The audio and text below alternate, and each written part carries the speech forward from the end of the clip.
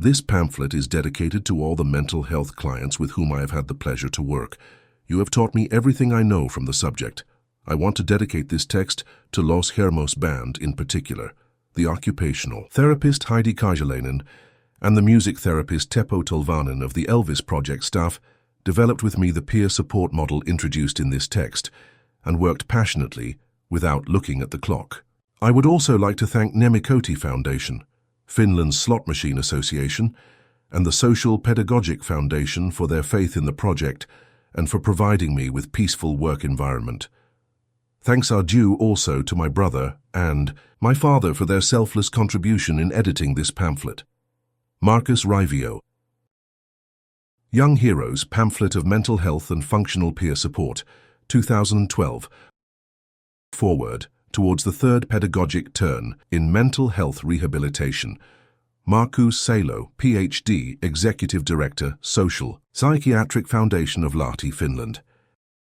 In the 260-year history of psychiatric treatment and mental rehabilitation, there are many twists and turns, a few mainstream trends, and several innovative side trails. Today's psychiatric profession is all too often more focused on pills, Porsches, and shares from the stock exchange than cultivation of tolerance and solidarity or moving on from traditional paternalistic pedagogy.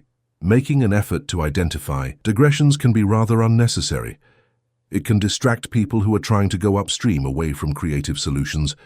Pedagogically speaking, I would mention 3 educational turning points in psychiatric care, rehabilitation, and mental health. This first one took place in the 1790s, when the tea seller Samuel Tuke of York, UK, and the psychiatrists Philippe Pinel of Paris and Vincenzo Chiarugi of Florence, working independently from each other, developed a well-known method called moral treatment. Individuals convicted outside of the society, by defining them mad, were taken back into the society as community reintegration. This was the core idea. Moral adulthood could be reached with external discipline, self-discipline, and control of educational process. By putting the diversity that comprised madness in parentheses, psychiatric rehabilitation was made possible. The golden age of moral treatment lasted for 20 years. The Industrial Revolution produced masses of poor marginalized people. Lunatic asylum systems became one of the most significant management tools for poverty and social exclusion. Massive social changes made mysteries out of them. The optimistic pedagogy of rehabilitation had to step aside and make room for brain research named organic psychiatry. The next pedagogical revolution did not take place until the Second World War, and in particular the period after it. There are good reasons for calling it social psychiatry. In several European countries, therapeutic communities comprised laboratories that were trying to bring hospitals' patients to adulthood. These communities were also learning organizations in which their members' delusions, fears, and dreams could be interpreted in a societal way and their solidarity strengthened. However, it was only in exceptional circumstances when an individual could advance further from societal approval and reach full membership in a society. Today we can understand how social psychiatry was kept prisoner of old institutional structures, produced yet and again by the twofold psychiatric administrative practices as a tool of both help and social control. An old term applied, as a former hospital patient was left turn, serves the users of services and increases their expertise gained through experience. Furthermore, it gives us a new opportunity to see clearly again, as well as an opportunity to study the fundamentals of humanity. What next? How could experienced pedagogic seeds produce high-quality fruit?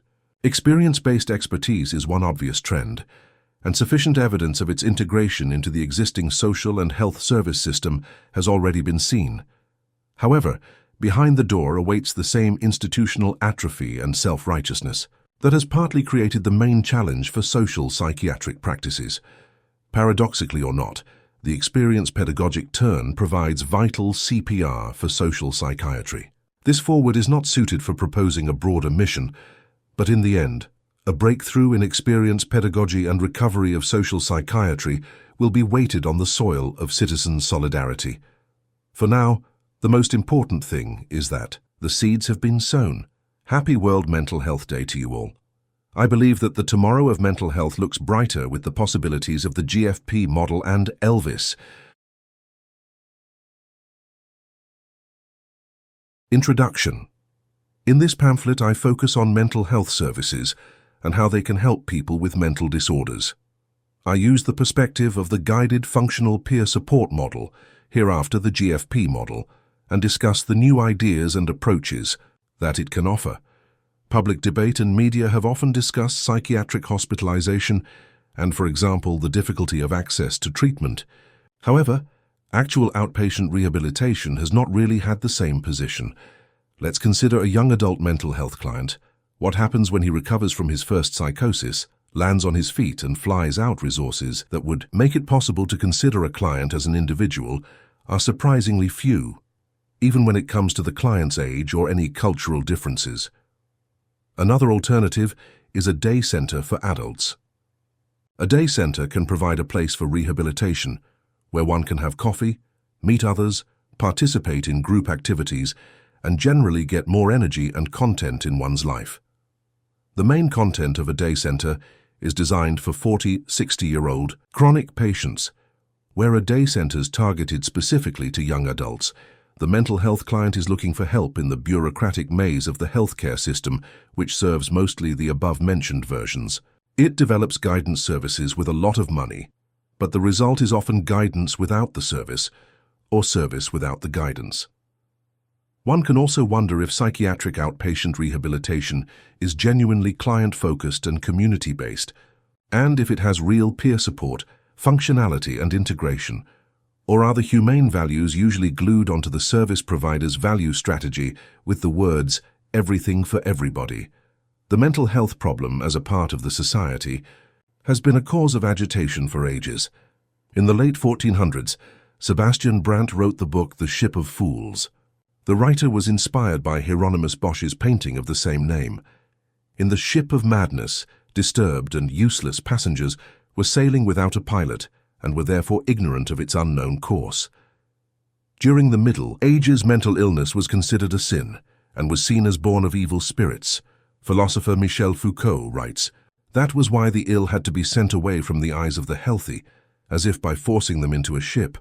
Foucault considers the ship of fools a symbol of isolating people for mental reasons. Townspeople and villagers who wanted to get rid of them watched with satisfaction as the ship sailed away towards foreign ports. In the Middle Ages, water symbolized volatility, instability, and weakness of mind. Foucault's massive study, History of Madness, Foliette des Raisons, Histoire de la Folie à l'âge classique, brings a strong societal and historical perspective to mental health. It goes beyond looking at how we understand this illness. It has been defined in several ways: a spiritual problem, a chemical interference, a moral flaw, and so on. Foucault shows how temporary these definitions are. In the 18th century, it was believed that mental health could be treated by trying to fix people's moral and physical limitations. They were spoken of as lost souls. In practice, they were imprisoned in institutions. Today, of course, we condemn such methods. We are also critical of the old view with a superstitious perspective towards mental health. However, our progressive way of viewing mental health pathologically is likely to raise eyebrows in the future in a not dissimilar fashion. Although Foucault does not extend his treatise of the subject to the modern times, he nods in the direction of it and tries to get us view madness in a historical perspective. He suspects that we are blind because we cannot see beyond our own perceptions.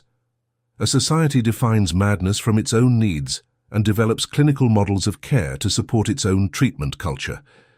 What does this mean today? Out of sight, out of mind, even in an outpatient setting. Does the Shutter Island model still live in our attitudes? When are we ready to move on from tolerating the third-party problem? Research suggests something I have also noticed when working as a therapist. As a group, young adult mental health patients are not only the most marginalized, but also the fastest-growing group in our society, and one whose treatment costs the most. The question is not only about the quantity of resources, but also quality. Finland offers plenty of skills and care, and rehabilitative work is being done with passion. Although psychiatric medication and neurology have taken a great leap in recent decades, psychiatric rehabilitation approaches and methods have been stagnated for a long period of time. This text is a polemical defense speech for young adult mental health patients, a pamphlet. An important topic should get extra attention. Markus Raivio in Helsinki 2012.